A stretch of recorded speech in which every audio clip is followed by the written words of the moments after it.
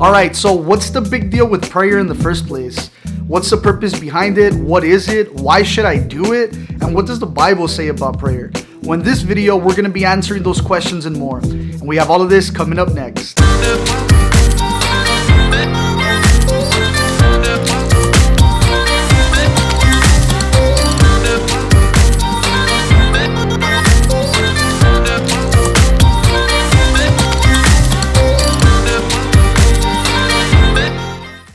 Hey, what's up, friends? Thanks for tuning into Humbled Ministries, where we answer questions, deal with misconceptions, and have conversations about the Christian faith. So in today's video, we're going to be digging into the world of prayer, and we're going to be taking a look at 3 questions that can better help us understand what prayer really is. So let's dig right into it. So the first thing that I wanted to take a look at, friends, is what is prayer? What's the point? What's the big deal when it comes to prayer, right? So one thing I definitely want to point out is I think we can overcomplicate what prayer is. And let me put it to you black and white, straightforward, what prayer is. Prayer is just you having a conversation with God. It's your alone time, your personal time to come to God. Now, when it comes to prayer, there's different types of prayers. There's prayers of intercession. A prayer of intercession is when you step in front of somebody and you're praying for somebody or for somebody else's need or for something that somebody else is going through. And that is considered an intercession prayer. When you're not praying for yourself, you're praying for somebody else. There is also such thing as your personal prayer, right? Your own prayer with God, whether it's some sort of need or you're praying for some sort of healing or you're going through a very tough time and it's just you and God. It's about you. It's your personal prayers. It's what you are asking God or seeking God to move in your life. And then there is corporate prayer. Now, corporate prayer is when you gather together, whether you attend a local church or if you have not attended a local church yet, I strongly recommend you to find a local church near to you and you'll be able to witness corporate prayer. And what corporate prayer is, it's when people get together and all together pray to God at the same time. And friends, it is a beautiful time. You know, you have your worship at your church or your service, and then you get into that prayer where you all pray together, or maybe they pray for you, laying hands on you and praying for you, and that's a whole nother video, a whole nother topic, but that is a corporate prayer. And then there's a prayer that I think that we can all struggle with sometimes. We're so used to coming to God and just praying for the needs that we have or the things that we want to bring to Him, and we don't focus on what we call prayers of thanksgiving. So a prayer of thanksgiving is just you thanking God, is just you coming before God and talking with God about giving Him thanks for maybe something He accomplished in your life, maybe something that you know that it wasn't yourself, that you can move and that you can feel in your bones that God made something happen for you, or maybe just to say thank you for allowing me to wake up this morning, or just allowing me to be here today, or allowing me to have a job, or allowing me to have something to eat today, because in another country people are starving, but yet here I am and I have my food, right?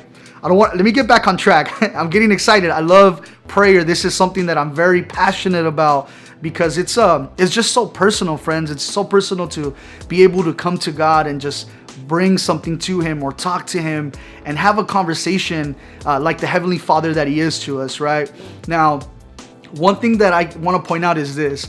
I once heard somebody say, well, if God knows everything, if God sees everything, why should I pray? And this is the best example that I can give you. So whether you're a father or a mother, if you have children, maybe you're a guardian of children, or maybe you just love your nieces and nephews, right? And you care for them and you see them dealing with something, you see them struggling with something, or you can tell something's bothering them.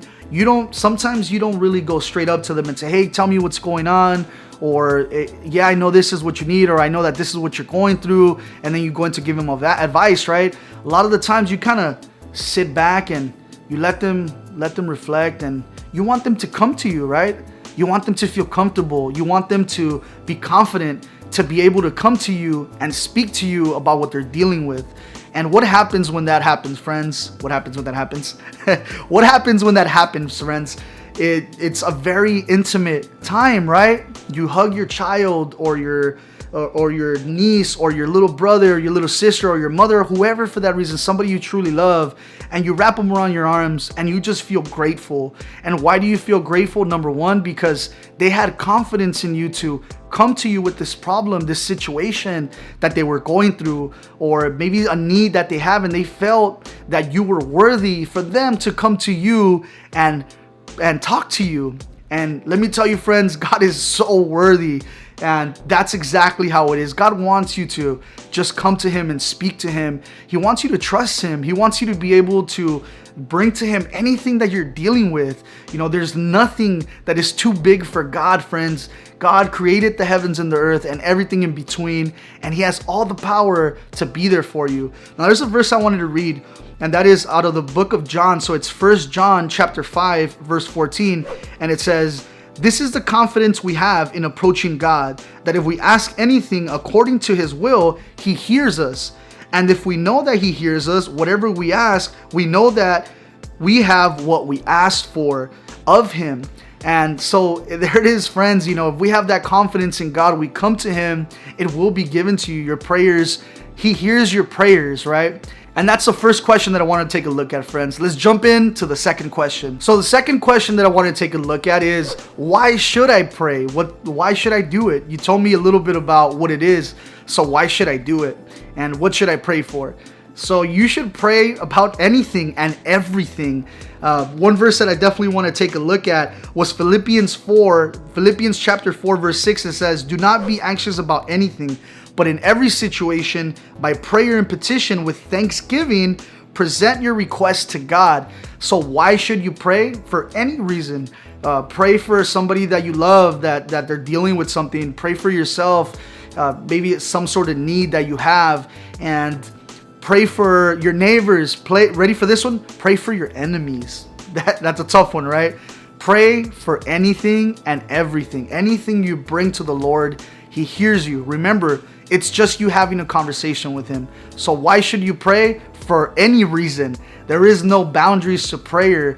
Come to God with whatever it is that you have. So pray about everything, friends. The third question that I wanted to take a look at is, what does the Bible tell us about prayer? What does the Bible say about prayer?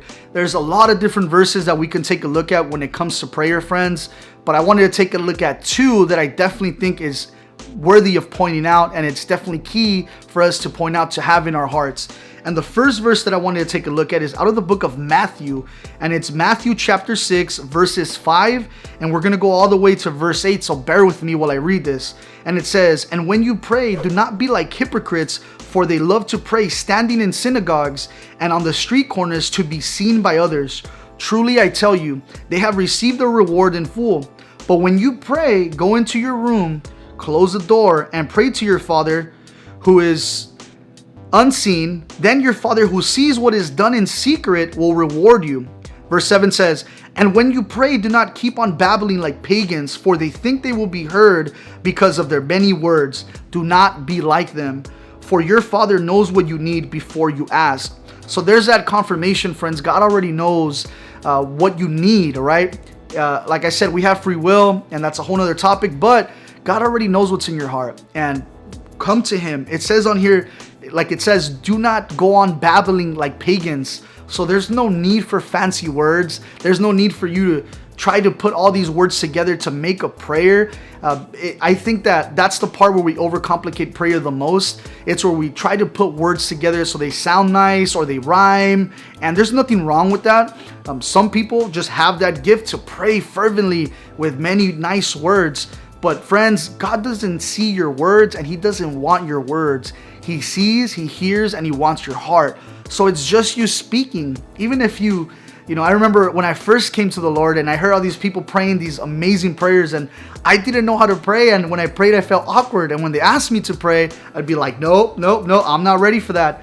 But it's not about that, friends. It's about you just talking with God. At the end of the day, it's what's in your heart. It's not what you say. It's not the words or how you say it. It's what's in your heart. So definitely one thing I want to emphasize, and if you get anything from this video, is that don't overcomplicate prayer. Just talk with God. Talk with God about whatever it is you're dealing with, whatever you need, whatever you want to thank Him for. Pray for everybody and anything. So definitely that's the one thing I wanted to point out on there.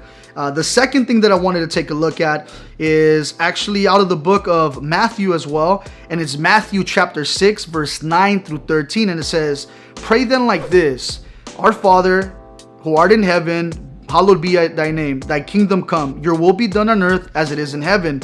Give us this day our daily bread, and forgive us our debts as we also forgive our debtors. And lead us not into temptation, but deliver us from evil." So this is kind of like a format. It's giving you an idea. Obviously, this wasn't written for us, so it might not all make sense to you. And there's a whole theology behind this specific prayer, and people have seen it a whole different way. But I believe that this is a format. I believe that this is a format of how you should pray. It's not an official prayer. It's how you should pray to God. Now, this was written for the people of back then, but yet it still has power and authority for us because these words are spirit inspired, right? So this is another point I wanted to point out. And the last thing I wanted to talk about prayer, friends, is this. You might say, you know what, Pete? I heard everything you just said. I think it's great. I think that maybe you have some good points, but there's something that I want to bring up to you, Pete, and that's this. I've been praying for something for years. I've been praying for something for months. I have been praying fervently for healing in my body. I have been praying for something and it hasn't come to pass. So why should I keep praying? Well, the Bible, friends, in the book of Thessalonians, 1 Thessalonians chapter 5, verse 17 says, "Never stop praying." And that's how the New Living Translation. If we go to one of the older ones, New King James Version, it says, "Pray without ceasing." So continue to pray. Friends, trust me when I tell you that there's things that I've prayed for a very long time that still haven't come to pass. But you have to have that full faith in God regardless of what happens. Trust me, there's things that I have prayed for that haven't come to pass, and it's been years, but yet I still believe in God. I still believe in the power of my prayer. I still believe that God knows my heart. Now, I heard a great man just recently say something, and he said, leave the eternal things to God. Don't focus on the eternal things. They're beyond your understanding. Leave that in God's hands. Just deal with what you have in your hands. And that is powerful, friends, because we don't know why God does the things that He does and in the way that He does, but I trust that it is His perfect plan for it to happen a certain way. So, friends, if you've been praying for something and it hasn't come to pass, I encourage you, keep on praying. Do not give up. Keep fighting on. I will pray with you. Please, please, please leave comments below on this video and tell me what it is that you've been praying for. I would love to join you in prayer for whatever it is that you're dealing with, or pray for somebody who you love who's dealing with something. So please hit up that comment section below this video and leave your comment. And the last thing I want to leave you with, friends, is the following. Another important key is just pray.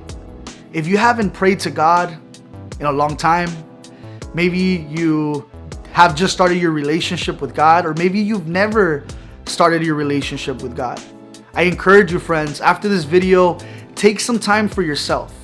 Just do it in yourself. Maybe you're not sure of it. Maybe you don't know.